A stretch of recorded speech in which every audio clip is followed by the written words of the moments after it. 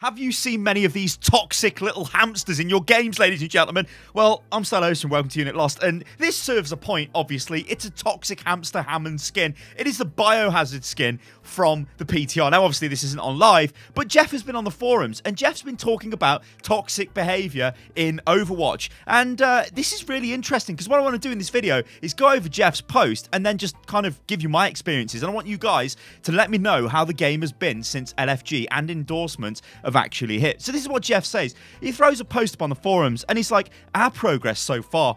Our Global Insights group has just finished parsing some stats as it relates to LFG and endorsements. Post-release of endorsements and LFG, the percentage of competitive matches that contain abusive chat is down. 26.4% in the Americas, 16.4% in Korea. Now, that's actually really huge. And I'll just continue reading the stats off, then we'll go over it.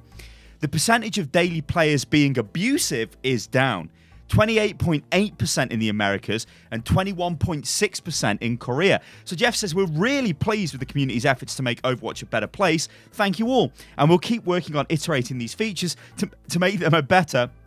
As I'm choking to death, what the hell? As exploring other systems and exploring other systems to improve the gameplay environment. Well, the first thing that's missing from all of this is EU statistics, right? So maybe EU is just a toxic wasteland and they don't want to show the stats because actually it's got worse. I don't think that's the case, right? My experience has been it is down. I very rarely go into a game now and find somebody that is toxic.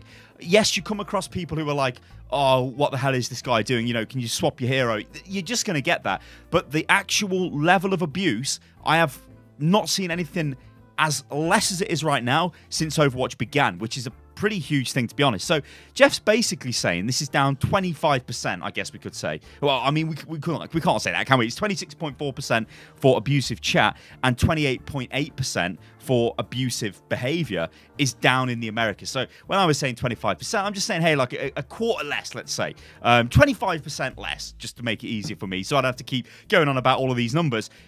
Less toxicity in North American games. That's actually really, really huge. And this shows you that if you give players the ability to positively reward teammates and even the enemy, then they will do this. And it also means that they won't be toxic themselves because they don't want to, I guess, lose endorsement levels, which is another interesting thing I want to jump onto. So I think actually endorsement, well, the endorsement system we've got right now is the main driver of this. LFG is fine, but LFG still needs a bit of work. It's still really good because, yeah, you can form a group, you can play the hero you want to play straight away. There's none of this, oh, we've got 3 Genjis on the team. That just doesn't happen unless somebody is being a troll. But again, I've never seen that, and I've used the LFG system quite a bit. However, I still play the game in solo queue. That's how I play Overwatch. I'll go in. In fact, before I recorded this video, I went in, played solo queue, and I'll do it after this video, probably for a few hours, like as I do most days. I will go in and I will just hit solo queue, go straight in there. First thing that happens is players are hello. They'll say hello. And then remember, I play on Europe. I do not play on NA servers. So what happens is, or in the past, normally on Europe, it would be like very silent. I mean, if you guys have watched a lot of footage on my channel, there would be literally no voice comms a lot of the time. Now, for me personally, I would prefer if people did use the voice chat. It does help a lot. But often you would feel like you're just sort of shouting into the void. Nobody's really listening to you. So then why should you use it? Just focus on your own gameplay. And it's a weird scenario. What I have noticed now, though, is voice comms are used all the time. English voice comms as well, and they're very clear. Like, people will talk, they will interact, and this is just in solo queue. This is because they don't want to lose their endorsement level. Now, endorsement levels, you can lose these quite fast, or at least I've been led to believe. It's not based on like, you don't have to play a certain number of games in a time period, because that wouldn't be fair, right? Because you couldn't say, all right, you've got to play 7 games a week, as we're just going to take your endorsement levels off you, because that's not really fair when it comes down to, are you a nice player to play with? Instead, what happens is when you play a certain number of games, if you don't get endorsements through playing those games, or you get less endorsements, you actually lose endorsements levels. So you can, like, if you're endorsement level 2, you could drop down to level 1, and that's not going to feel great. You know, people, well, I mean, we're only human, right? So if you lose something, it feels kind of bad. Like, you don't want to lose that. You want to keep it. You want to get it back. So I think this is why players are being really positive. Now, one thing I want to say is we do need better rewards for the endorsement system, because all you get is loot boxes at the moment. And I've got to be honest, I don't care about loot boxes. Like, we've been playing this game for 2 years plus now on the live servers, and I've got everything I need. Like, loot boxes I only care about when an event comes out. So in this lull period before we get the Summer Games event, it's just like, well, I don't care about loot boxes. Like, give me something like, give me a fancy spray or something. But then, would that work if you lose your endorsement level? That's the problem, right?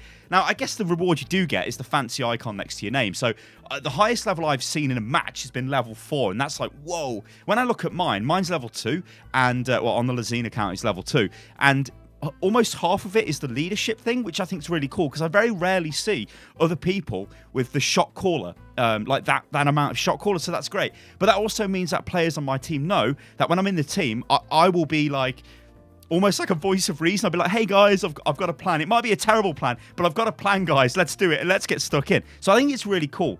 So yeah, let me know what you think about this, guys. What's been your experience of competitive in this season so far? It has definitely been the most positive in terms of less toxicity. Is it the best meta right now with the way we've got Hanzo and Widow and, you know, other heroes in the game? Like, we do have Symmetra right now in competitive, and I think Symmetra is fun to play. I don't think Symmetra is necessarily the most, like, ridiculous OP pick and you're going to take her in every team comp, but she does open up new ways of playing the game, which is much better than she was before, because before, yeah, she was a troll pick. She isn't now. She's a really cool pick. Anyway, I'm going off the point. Let me know what you think about this in the comments below, guys. I've been Stylosa. This is Unit Lost, and I'll catch you lovely lot on the next one. Toodaloo.